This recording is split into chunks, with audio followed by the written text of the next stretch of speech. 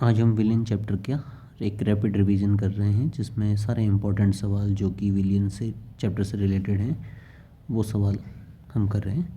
पहला सवाल है कि आदर्श विलियन के गुणधर्म क्या है। आदर्श विलियन वो होता है जो राउल्ट के नियम का पालन करता है, जिसमें आयतन परिवर्तन, एंथैल्पी परिवर्तन जो है वो शून्य होता है। उस विलियन को हम क्या बोलते हैं?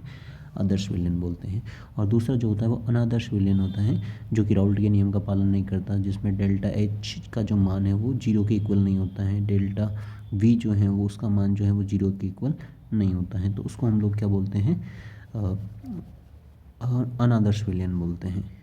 दूसरा बात करते हैं, सवाल है कि अणु संख्या गुणधर्म कौन से नहीं? हिमांक अवनमन भी है, परासरण दाब जो है वो भी है, क्वथनांक उन्नयन भी है, लेकिन पृष्ठ तनाव जो है वो अणु संख्या गुणधर्म नहीं। अणु संख्या गुणधर्म वे होते हैं जो कि अणुओं की संख्या पर निर्भर करते हैं, विलेय के अणुओं की संख्या पर निर्भर करते हैं। विलेय के अणुओं की संख्या अगर बढ़ती जाती है तो उनके जो गुणधर्म है वो बदल जाते हैं। जैसे कि विलेय जब मिलाया जाता है तो हिमांक में कमी आ जाती है, परासरण दाब बदल जाता है, क्वथनांक बढ़ जाता है। तो ये कुछ परिवर्तन है। तीसरा सवाल है शुद्ध जल की मोलरता। शुद्ध जल की जो मोलरता है वो 55.5 होती है। कितनी होती है? 55.5। शुद्ध जल की मोलरता 55.5 होती है। नेक्स्ट, किसका क्वथनांक सर्वाधिक है? सर्वाधिक क्वथनांक जिसके अणुसंख्या गुणधर्म, अपने को पता है कि क्वथनांक में क्या होती है? वृद्धि होती है। क्वथनांक में क्या होती है? वृद्धि होती है। क्वथनांक में उन्नयन होता है।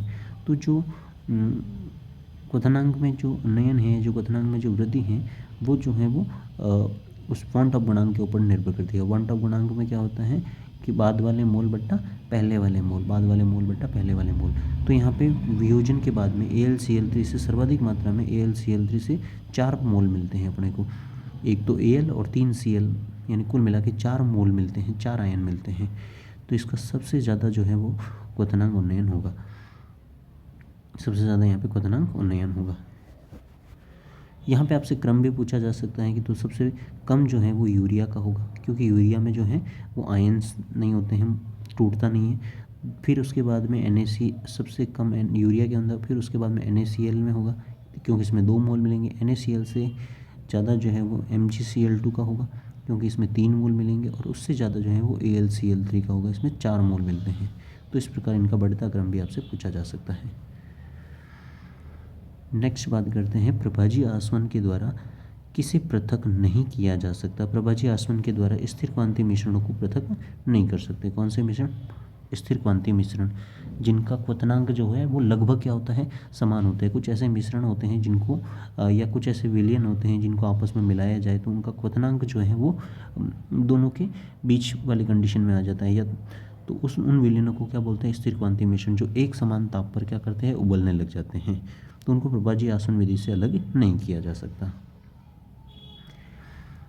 नेक्स्ट प्रश्न है, बेंजीन में वॉन्ट ऑफ गुणांक का मान कितना होता है? 0.5। बेंजीन में एथेनोइक अम्ल का वॉन्ट ऑफ गुणांक कितना होता है? 0.5। नेक्स्ट बात करते हैं, जल में नमक डालने पर उसके किसका मान बढ़ जाता है? जल में नमक डालने पर बढ़ता है, हम यहाँ पे मान बढ़ता है, क्वथनांक जो है वो बढ़ता है। आपको पता है कि वाष्पदाब में क्या होता है? अवनमन होता है। हिमांक में भी क्या होता है? अवनमन होता है। हिमांक और वाष्पदाब क्या होते हैं? घटते हैं। लेकिन क्वथनांक जो है उसमें उन्नयन होता है, वृद्धि होती है। तो यहाँ पे किसका मान बढ़ता है? क्वथनांक का बढ़ता है।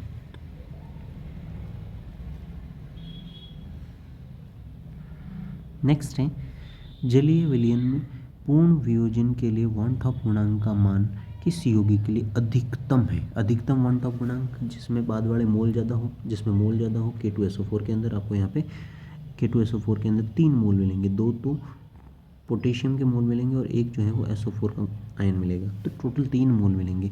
MgSO4 में 1 Mg और 1 SO4 मिलेगा, 2 मोल मिलेंगे। NaCl में भी 2 मोल मिलेंगे। KCl में भी 2 मोल मिलेंगे। सबसे ज़्यादा मैंने जो मोल है वो किस में मिलेंगे? K2SO4 के अंदर। नेक्स्ट अगला प्रश्न है, हेनरी के नियम का पालन नहीं करती है। HCl जो है वो हेनरी के नियम का पालन नहीं करती हैं। जो गैसें होती हैं वो गैसें हेनरी के नियम का यहाँ पे क्या कर रही है? पालन कर रही हैं। हीलियम है, नाइट्रोजन है, ऑक्सीजन, ये हेनरी के नियम का पालन करती हैं। बाकी HCl एक विलेन है जो कि हेनरी के नियम का पालन नहीं करता है। नेक्स्ट है वाष्पशील द्रवों में किसी अवयव का आंशिक दाब जो है वो समानुपाती होता है मोल अंश के। आंशिक दाब जो है वो मोल अंश के समानुपाती। हेनरी का नियम है कि किसी विलयन वाष्पशील द्रवों के विलयन में किसी गैस का जो आंशिक दाब होता है वो उसके मोल अंश के क्या होता है, समानुपाती होता है। मोल अंश के क्या होता है, समानुपाती होता है। ये हेनरी का नियम था। नेक्स्ट है एक खाली जगह है, पेयजल में उपस्थित फ्लोराइड आयनों में दंत क्षय को रोकती हैं। दंत क्षय को रोकती है फ्लोराइड आयनों की कितनी 1.00 ppm जो मात्रा है वो दंत क्षय को रोकती हैं। नेक्स्ट है पेयजल में उपस्थित फ्लोराइड आयनों की मात्रा दांतों के पीलेपन का कारण है। अगर 1 ppm तक है फ्लोराइड की मात्रा तो वो दंत क्षय को रोकती है। 1.5 ppm से ज़्यादा हो जाता है तो वो दांतों में पीलेपन का कारण बन जाती है। पारे के साथ सोडियम का अमलगम किस प्रकार का विलयन है, एक प्रकार का ठोस विलयन है। ठोस विलयन का मतलब होता है कि पारे का सोडियम के साथ अमलगम बनाना, यानी यहाँ पे ठोस जो है वो क्या है, विलायक है, और उसमें द्रव क्या है, विलय है। मतलब ठोस और द्रव, या फिर बोल सकते हैं कि ठोस और ठोस का एक तरह से मिश्र धातु बन रही है, तो ठोस और ठोस का मिश्रण है ये। ठोस के अंदर क्या मिला हुआ है, द्रव मिला हुआ है। तो ठोस ज़्यादा मात्रा में और द्रव क्या है, कम मात्रा में। आपको पता है कि मरकरी जो है, पारा है, वो एक द्रव क्या होती है, धातु होती है, द्रव धातु होती है, और वो सोडियम के अंदर मिली हुई है। तो ये एक ठोस विलयन है। ताप के बढ़ने पर गैसों की द्रव में विलेयता जो है वो क्या होती जाती है, कम होती जाती है। ताप बढ़ने पर गैसों की विलेयता क्या होती जाएगी, कम होती जाएगी। आपको पता है कि जब आप किसी भी विलयन को गर्म करते हो तो गर्म करने पर उसके कण जो हैं वो धीरे धीरे क्या होने लगते हैं, दूर होने लगते हैं, और उनकी भाप बनने लगती है, वो वाष्प के रूप में उड़ने लगते हैं। तो जैसे जैसे टेम्परेचर बढ़ाते जाएंगे, कोई भी गैस अंदर घुली हुई होगी तो वो भी वापस से क्या निकलने लगेगी, बाहर निकलने लगेगी। तो कोई भी गैस अंदर आसानी से घुलेगी नहीं, यानी विलेयता क्या होती जाएगी, कम होती जाएगी।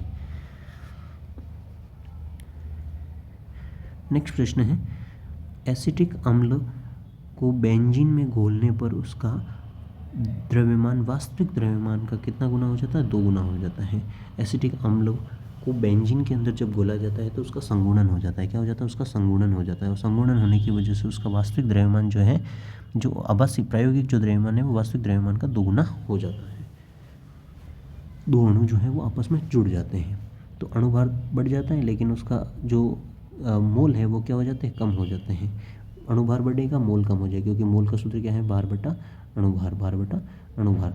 अगर अणुभार बढ़ेगा तो मोल क्या हो जाएंगे, कम हो जाएंगे, और मोल कम होंगे तो वन टॉप गुणांक का मान भी क्या हो जाएगा, कम हो जाएगा। तो ये जैसे एक प्रश्न था इससे पहले आया था, ये वाला प्रश्न, ये वाला प्रश्न में क्या था कि वन टॉप गुणांक का मान क्या होता है, कम हो जाता है, क्योंकि इसमें एथेनॉइक अम्ल के 2 अणु जुड़ते हैं, तो 2 अणु जुड़ने की वजह से उसके मोल क्या हो जाते हैं, आधे हो जाते हैं। क्या हो जाते हैं, आधे हो जाते हैं। और इसी तरह से यहाँ पे अणुभार क्या हो जाता है, दुगुना हो जाता है। तो अणुभार दुगुने हो जाने से मोल आधे हो जाते हैं, मोल आधे होने से वन टॉप गुणांक का मान भी क्या हो जाता है, आधा हो जाता है। चूहों को मारने के जहर के रूप में प्रयुक्त किया जाता है सोडियम फ्लोराइड। चूहों को मारने के लिए, चूहे मारने की जो दवा होती है उसमें क्या होता है, सोडियम फ्लोराइड होता है।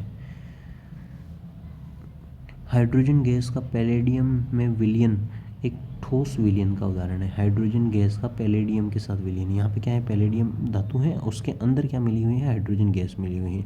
पैलेडियम धातु ज़्यादा मात्रा में है और हाइड्रोजन गैस जो है वो कम मात्रा में है, इसलिए यहाँ पे एक ठोस विलयन है।